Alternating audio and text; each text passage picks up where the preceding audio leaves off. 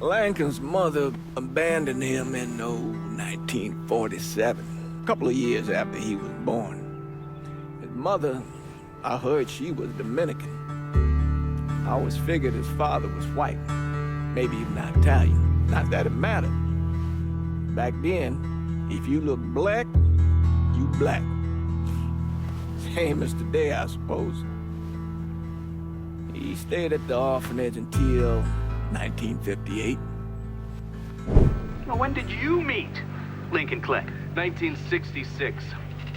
I was running Black Ops out of Laos on behalf of the CIA. He was loaned out to me via joint CIA-DOD task force. He was a quiet boy. Good boy. 2 Purple Hearts, a Bronze Star, and the Distinguished Service Cross. He served his country with honor and distinction. After the city closed the orphanage, he fell in with Sammy Robinson. Sammy ran the black mob over in Delray Hollow. I can't say I approve, but orphan colored boys didn't have a lot of options back then. Boys like Lincoln, the ones who've been abandoned, they're always looking for a home. Always looking for a place to belong. I think he thought he'd find it in the army. Thing is, once that's lost, you can never get it back again. When he returned from the war, Lincoln ended back up over at Sammy's. Now, Sammy owed the Italian mob a whole lot of money, and he needed Lincoln's help. It's a damn shame what happened. It breaks my heart.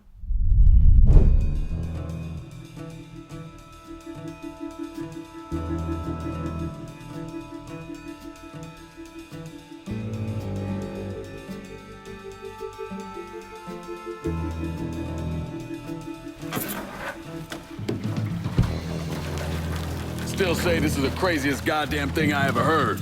Using real money to rob the feds. Well, hell, man, not like this is our cash. This all came from Scaletta.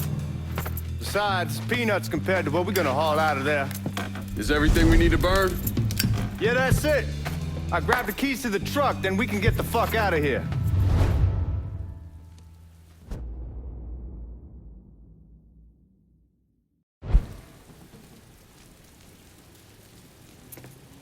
Hey, man, grab those keys.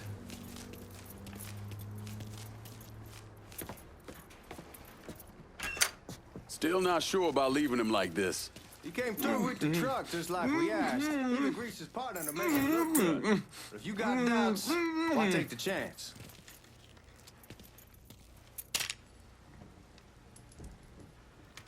All right then, that's that. Goddamn. We should get going. You got the keys so you can drive. Come on, let's get the hell out of here.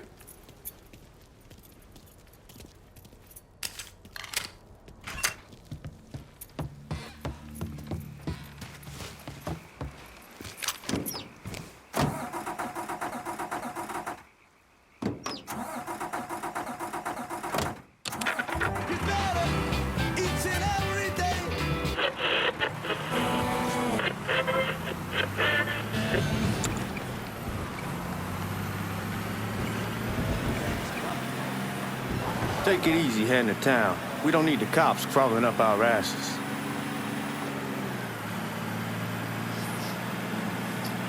The old man wanted us to keep one of the guards alive, help throw the feds off the trail. Like you said, I'll take a chance. Besides, if I learn anything from being over in Nam, someone's willing to flip sides once, they're probably willing to do it a second time. Fuck you in the process. So answer me this. What's the craziest thing you saw over there? You don't want to know. Hell, man, I'm a taxpayer. I got the right to know how my money's being spent. Oh, Georgie Marcano pays taxes. Damn right I do. That's how they got Al Capone, and I ain't going to prison for no fucking tax bill. Huh? So come on, you gonna answer the question or what? We on the coast of Quang Ngai, evacuating the civvies before Charlie overran everything. Anyway, we getting him onto a medical ship, and this woman walks up. She got a baby in one hand and a leash to a pig in the other. She starts up the ramp, and the MP stops her and tells her, you can only bring one thing on board. So she tosses the baby into the water. MP goes ape, tells someone dive in after the kid, starts screaming at the woman, wants to know what the fuck she's thinking. You know what she says to him? She says, I can always have another baby. Jesus fucking Christ. Hey man, you asked. Yeah, but I thought you were gonna tell me a story about some gook getting his dick blown off or something. I mean, god damn. It's not a fault. But not like you think. The conditions over there, man. Jesus Christ. One day you're raising cattle, tending your rice. Next day everything bombed flat. You put people up against a wall, they will do anything to survive. That better been one delicious fucking pig.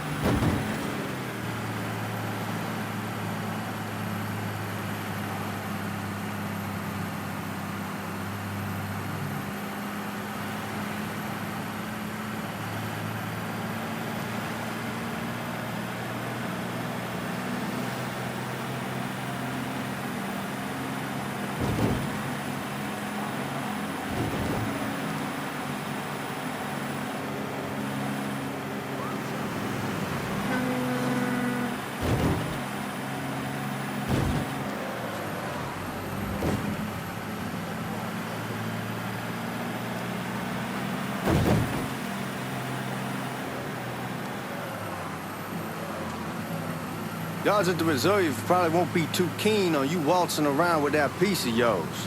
I'll just leave it under the seat.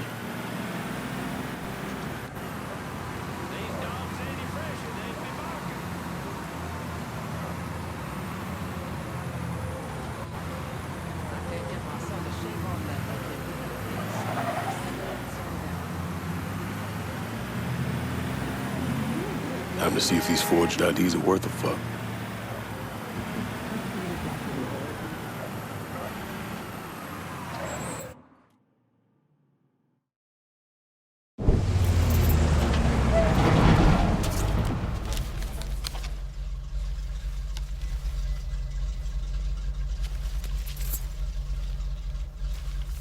Back it up to the loading dock.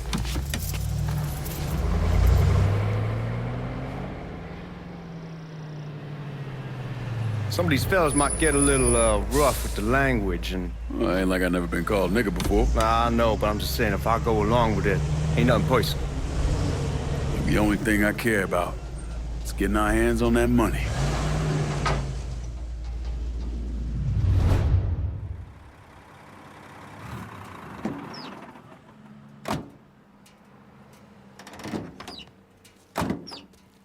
When I say something about being hot, that's when we make our move.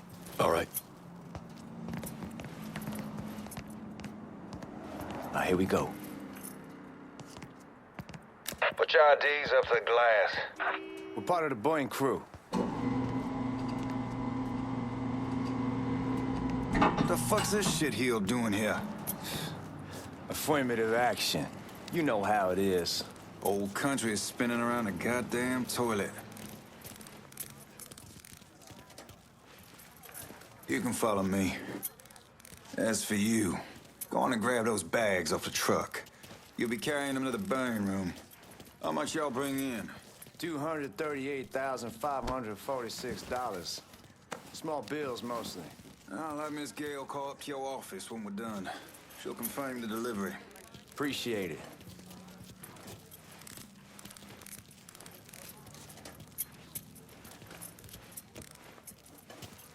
You need to check that scattergun.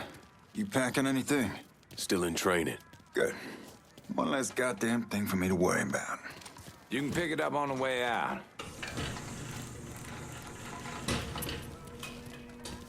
Burn room's down in the cellar. This way. I ain't seen y'all around these parts before. Y'all's over in Georgia for a while.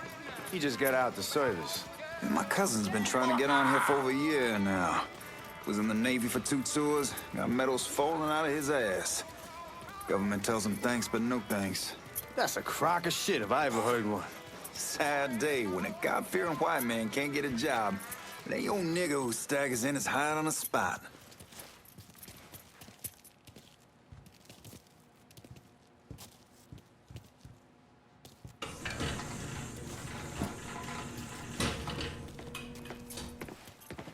You bastards better not be playing with each other back there.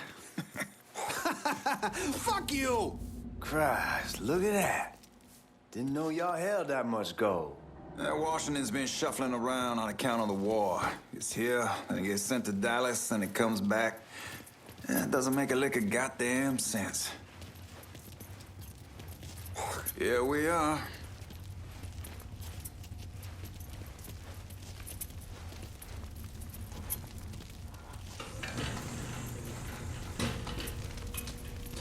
Put those bags on the table there. Never done this detail before. Figured it'd be bigger. That gets the job done. Only time there's a problem is when the flue clogs up. Fuck, that's some heat right there. Used to use coal for it, but a year or so back we switched over to oil. Maintains a more consistent...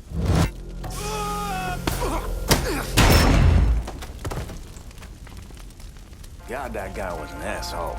We need to move. Danny and Ellis should be coming up any time now. Give me a second.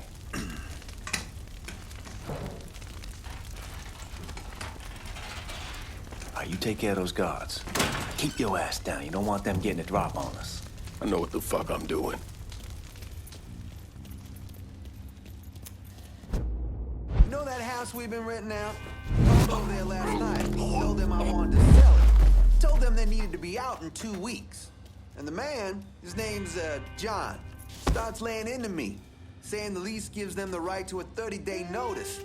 That's how he's supposed to find a new place in 2 weeks. So I tell him none of that's my goddamn problem. It's my property, and I'll do with it what I please. And if it brings up that fucking lease...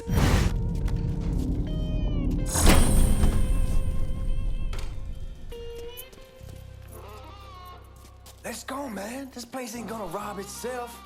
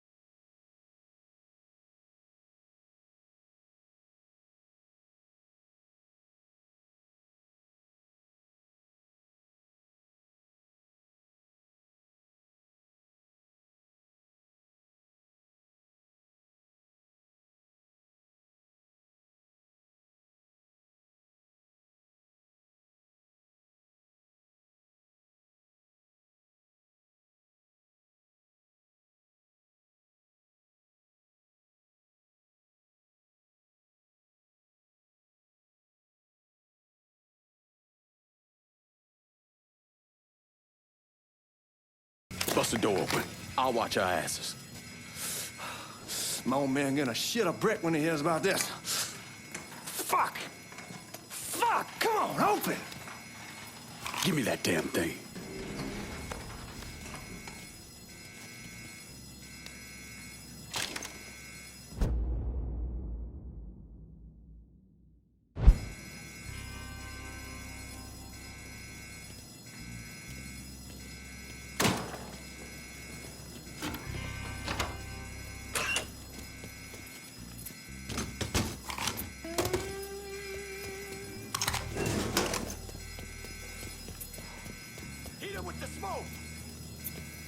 Shit, man, these guys ain't fucking around.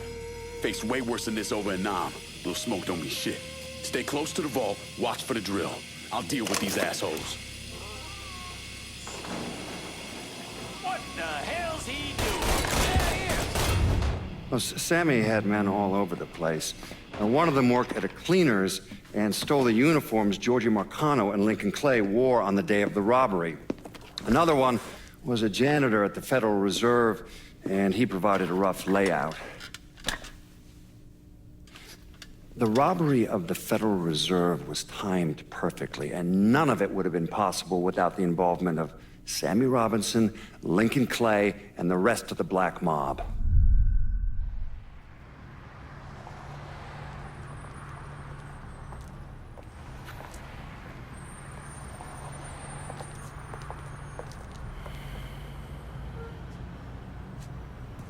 You just come from Vietnam?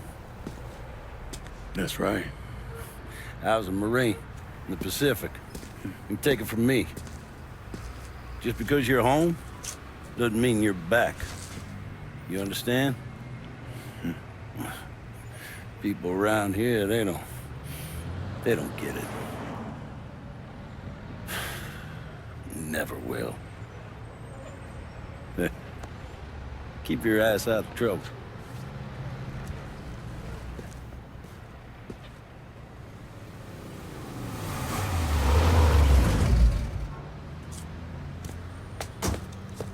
Sorry I'm late.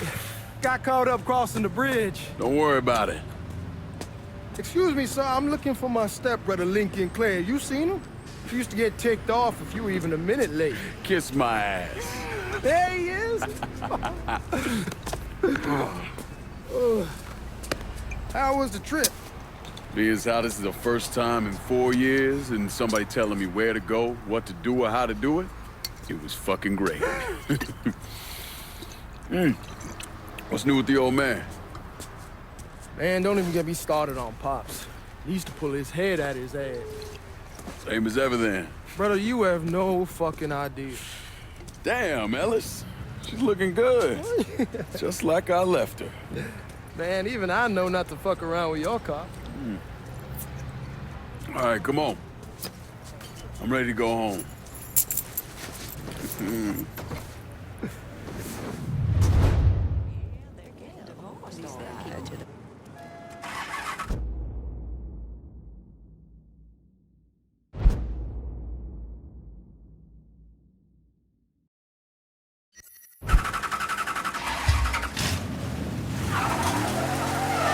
Sammy's doing all right.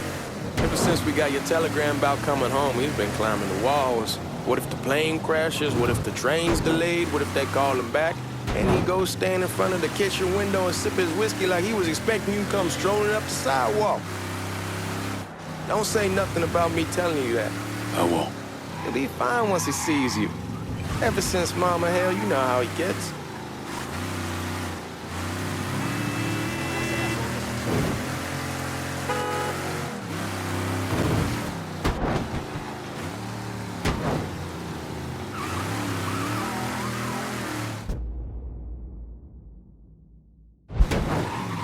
Remember Marty and Ron Langford?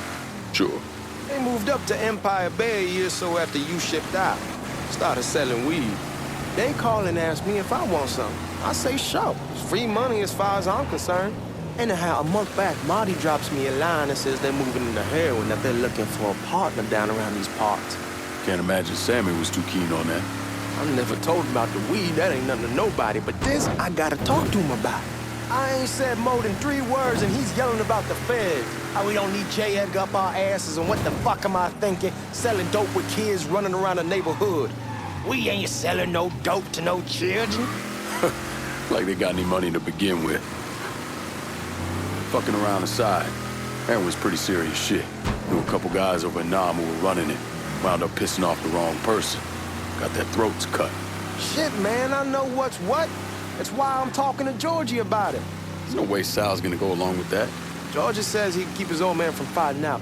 We'll still clear the hollow in Frisco, just selling the French Wall. George's Uncle Lou won't say shit as long as we give him a taste of the action. I don't know, man. George is a cool cat and all, but heroin ain't the kiddie pool. Come in on it with us. I bet he'd agree to a 3-way split. I don't know. I kind of need to lay low a bit, figure some things out. Yeah, all right.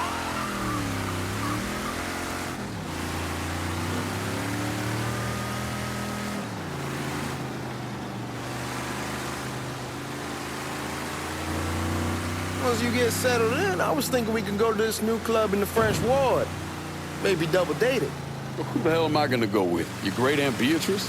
Oh, God. I ever tell you I accidentally saw her without a shirt once? Ooh. That woman has the droopiest, nastiest tits I've ever seen. They were like 2 sacks of potatoes with nothing in them. Yeah, like that was a fucking accident. Hey, man, fuck you. I was damn lucky to walk away from that one. Anyway, you'll go with Regine. Regine? Believe me, once you see her, you're gonna want to dig right in. Matter of fact. She got half the guys in the hollow sniffing around, asking her out. Turns them all down. She's only got eyes for you, Lincoln Clay. Fuck you. Wait and see, man. One look and your pecker's gonna pop right out.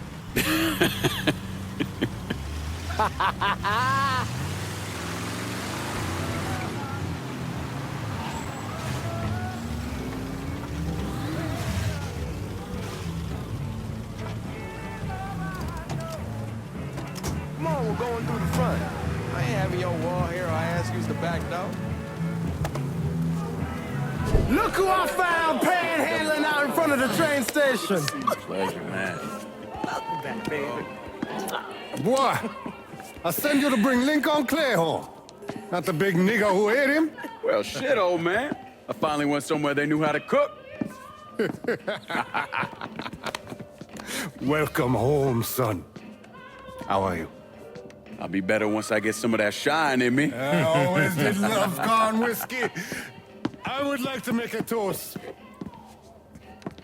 My father used to say that the real worth of a man came from the mark he left on the world. When Lincoln first told me he was joining the military, I was against it. Too dangerous, I say. Let those people fight their own war, I say. But then I realized Lincoln needed to go out and make his mark. And that's precisely what he did. I'm so proud of you. Paul Lincoln! Bienvenue à la maison! Paul Lincoln! Bienvenue à la maison!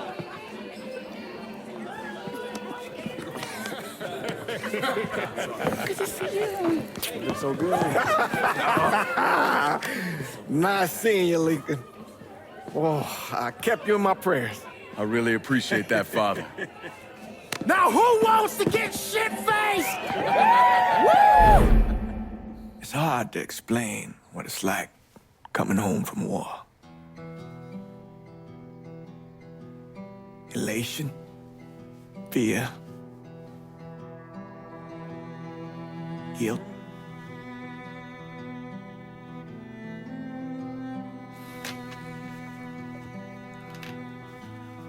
Imagine being trapped in a dark room and there's no way out. And every fear, every nightmare you ever had is in that room with you. And there's no escape from any of it. And then one day, a door opens and you're free to go. Just like that. The thing is, You made your peace with your terror and your fear of death. And now part of you is afraid to leave it behind. But what choice do you have? Every soldier has to walk through that door, one way or another.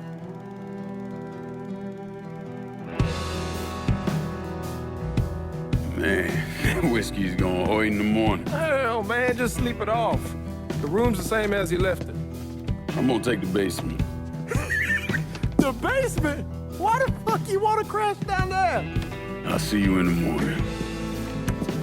Man, that wall must have really fucked you up.